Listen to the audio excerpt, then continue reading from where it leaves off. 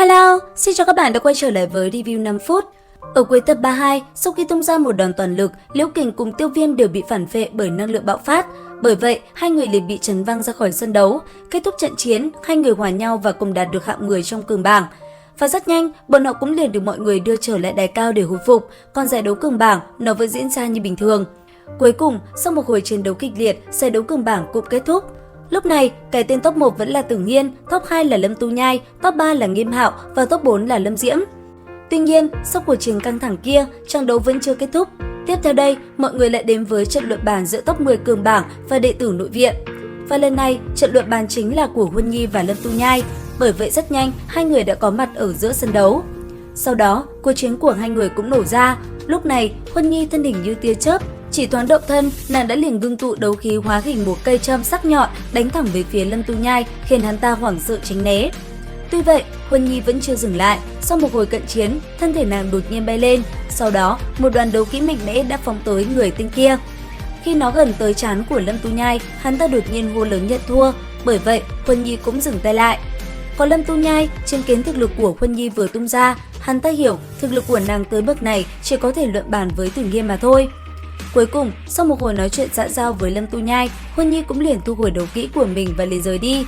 Thời gian trôi qua, sau vài ngày, lúc này bên trong căn phòng nhỏ, Tiêu Viêm vẫn đang ngồi ở trên giường tu luyện. Còn xung quanh, Huân Nhi, Tử Nghiên cùng rất nhiều người vẫn đang vây quanh anh ấy tỉ mỉ quan sát. Thế nhưng, thời gian trôi qua, đã rất lâu Tiêu Viêm vẫn chưa tỉnh lại. Bởi vậy, Huân Nhi đã để mọi người rời đi. Hiện tại, chỉ còn mình nàng ở lại chăm sóc cho nam nhân kia mà thôi. Thậm chí, Lâm Tu Nhai có tới mấy lần. Thế nhưng, nàng cũng chỉ miễn cưỡng gặp hắn ta có một lần. Cũng bởi điều này, Lâm Tu Nhai chỉ biết thở dài than vãn. Sau đó, trở lại căn phòng kia, sau một thời gian lẳng lặng quan sát và chờ đợi, rốt cuộc, thân thể của Tiêu Viêm cũng phát sinh biến hóa. Nương theo đó, bên trong nội thể của anh ấy, những viên tinh thạch cũng mau chóng xoay chuyển. Trong phút chốc, năng lượng cũng ngày một tăng lên. Cuối cùng, hét dài một tiếng, nương theo đó, cỗ lực lượng kinh khủng từ trên người Tiêu Viêm cũng liền bạo phát, khiến nơi này tựa hồ rung động kịch liệt. Cuối cùng, đôi mắt nhắm chặt kia cũng chậm chậm mở ra, Tiêu Viêm cũng liền tỉnh táo trở lại. Nhìn Tiêu Viêm có đột phá, Huân Nhi cũng ngay lập tức tới gần và chia vui với anh ấy. Theo như nàng nhìn ra, hiện tại thực lực của Tiêu Viêm đã ở khoảng ngũ tinh đấu linh, quả nhiên là gia tăng đáng kể.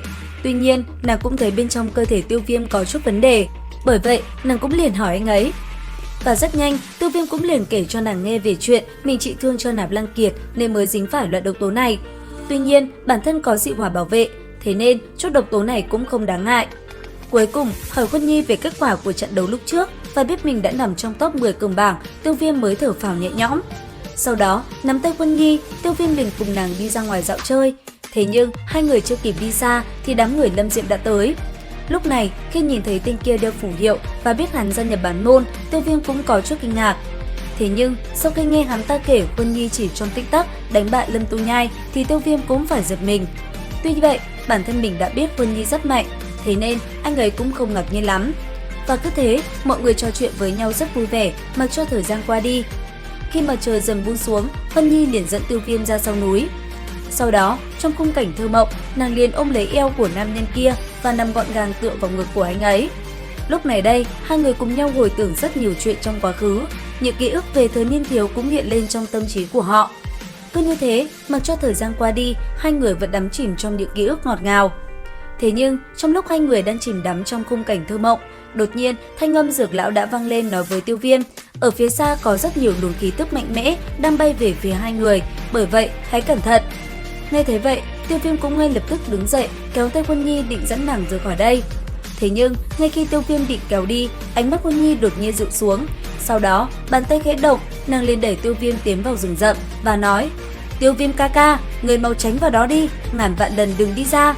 Sau đó, nàng chậm rãi quay đầu lại phía sau, nương theo đó, rất nhiều đạo thân ảnh màu đen huyền bí cũng liền xuất hiện trước mắt.